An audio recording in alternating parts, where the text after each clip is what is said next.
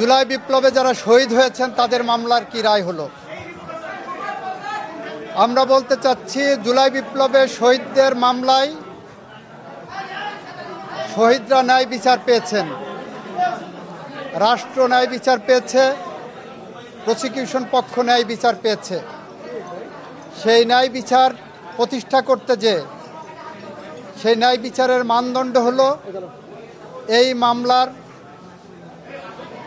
2 জন আসামিকে সর্বোচ্চ শাস্তি মৃত্যুদণ্ড দেওয়া হয়েছে। একজন আসামি যিনি রাজসাক্ষী হিসাবে নিজেকে আদালতের সামনে উপস্থাপন করেছেন, সার্বিক বিবেচনায় আদালত তাকে 5 বছরের কারাদণ্ড প্রদান করেছে। আমরা মনে করি শহীদদের প্রতি, দেশের প্রতি, এদেশের মানুষের প্রতি, গণতন্ত্রের প্রতি, সংবিধানের প্রতি, আইনের শাসনের প্রতি এবং আগামী প্রজন্মের প্রতি দায়বদ্ধতা পরিশোধের স্বার্থে এ রায় একটি যুগান্তকারী রায়। এই রায় প্রশান্তি আনবে, এ রায় ভবিষ্যতের জন্য একটি বার্তা, এ রায় বাংলাদেশে ন্যায় বিচার এবং আইনের শাসনের জন্য একটি মাইল ফলক হয়ে থাকবে।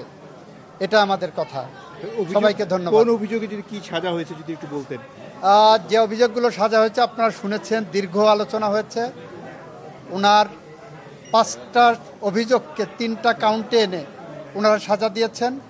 শেখ হাসিনাকে একটা কাউন্টে সুপিরিয়র কমান্ড রেসপন্সিবিলিটিতে যাবজ্জীবন জেল আনটিল ন্যাচারাল ডেথ দিয়েছেন, আর ডাইরেক্টলি যেটা নির্দেশনা দিয়েছেন সেখানে তাকে ডেথ পেনাল্টি দিয়েছেন।